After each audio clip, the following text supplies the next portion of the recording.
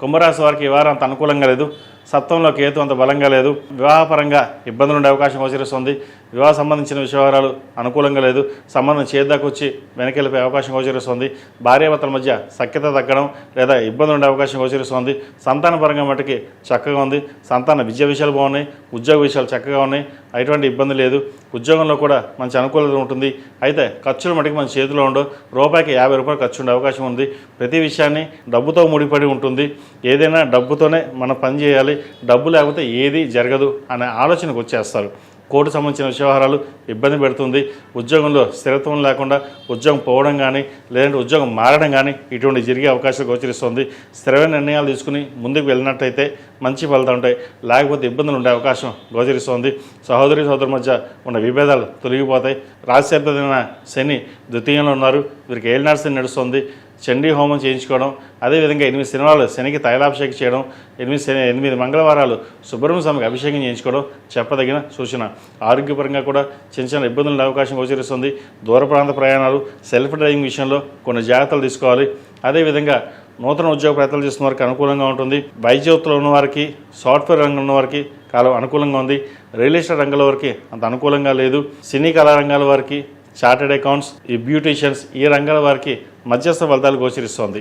అదేవిధంగా నూతన గృహం కానీ వాహనం కానీ కొనుగోలు చేసే అవకాశం గోచరిస్తోంది.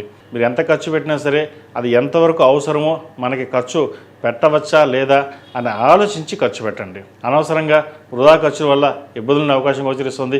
అదేవిధంగా ఎవరికో మన చేతికి డబ్బులు ఇచ్చాం వాళ్ళు మనకి ఇస్తారులే అన్న ఆలోచన కాకుండా అప్పు ఇవ్వడం, తర్వాత మనం ఇబ్బంది పడడం కూడా గోచరిస్తుంది. ఏదైనా డబ్బులు ఉంటే ఫిక్స్డ్ డిపాజిట్ చేసుకోండి, లేదా బంగారం కానీ ల్యాండ్ కానీ ఇన్వెస్ట్మెంట్ చేయండి. అంతే తప్ప ఎవరి పడితే వాళ్ళకి డబ్బులు ఇచ్చేసి నష్టపోయే అవకాశం వాటికి చేసుకోవద్దు. ఇది ఖచ్చితంగా చెప్పడం జరుగుతుంది. ఈ రాశిలో జన్మించిన స్త్రీలకు వృత్తి ఉద్యోగాల పరంగా, వ్యాపార పరంగా మధ్యస్థ ఫలితాలు గోచరిస్తుంది. ఏలినాడు శని నడుస్తుంది. వీరికి శనికి తైలాభిషేకం చేయించడం, రుద్రాభిషేకం కానీ చేయించుకోవడం చెప్పదగినది.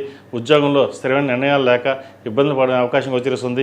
పై అధికారులు కావచ్చు, కింద స్థాయి ఉద్యోగస్తులు కావచ్చు ఇబ్బంది పెట్టే విధంగా గ్రహాలు గోచరిస్తుంది. కష్టానికి ప్రతిఫలం చాలా తక్కువగా ఉంటుంది. ఏదేమైనా సరే భగవంతుడు ఉన్నాడు, మన పని మనం చేసుకుపోదాం అన్న ఆలోచనతో మీరు ఉంటారు. కష్టానికి తగిన ప్రతిఫలం 100కి 10% ఉంటుంది. అయినా సరే ఆ ఏది వదలకుండా మీ కష్టం మీకు పడింది, భవిష్యత్తు బాగుంటుంది. ప్రస్తుతం ఉన్న పరిస్థితులు అంత అనుకూలంగా లేదు. కాబట్టి ఏదైనా సరే మౌనంగా ఉండడం, మన పని మనం చేసుకోవడం చెప్పదగిన సూచన. ఈ రాశిలో జన్మించిన వారు ప్రతిరోజు ప్రతినిత్యం ఓం నమః శివాయ ఒత్తులతో దీపారాధన చేయడం, మంగళవారం నాడు, శుక్రవారం నాడు దుర్గాదేవి అష్టోత్తరం పఠించడం, అమ్మవారికి కుబేరు కుంకుమ, ఆరావళి కుంకుమతోటి కుంకుమార్చన చేయించండి. చాలా వరకు మంచి ఫలితాలు ఉంటాయి. ఏదైనా ఒక మాసంలో పౌర్ణమి రోజున సత్యనారాయణ వ్రతం చేసుకోండి, మంచి ఫలితాలు సంప్రాప్తిస్తాయి. భార్యాభర్తల మధ్య ఏదైనా విభేదాలు ఉన్నా సరే, ఫైనాన్షియల్ పరంగా ఇబ్బందులు ఏమైనా సరే ఆ సత్యనారాయణ స్వామి వారి అనుగ్రహం వల్ల మేలు జరుగుతుంది. ఈ రాశిలో మించిన వారికి కలిసి వచ్చే సంఖ్య 5, కలిసి వచ్చే రంగు గ్రే. ఏదైనా పని మీద బయటికి సోమవారం కానీ శుక్రవారం వెళ్ళండి, మంచి ఫలితాలు సంప్రాప్తిస్తాయి. ఈ పూజస్టోర్.in పసుపు కుంకుమ నుంచి దేవతా విగ్రహాల దాకా అన్ని రకాల పూజలు, వ్రతాలు, గృహప్రవేశం, హోమాది శుభకార్యాలకు కావాల్సిన పూజా సామాగ్రి అంతా ఒక్కొక్క క్లిక్ తోనే మీ ఇంటి వద్దనే పొందండి. ఈ పూజస్టోర్.in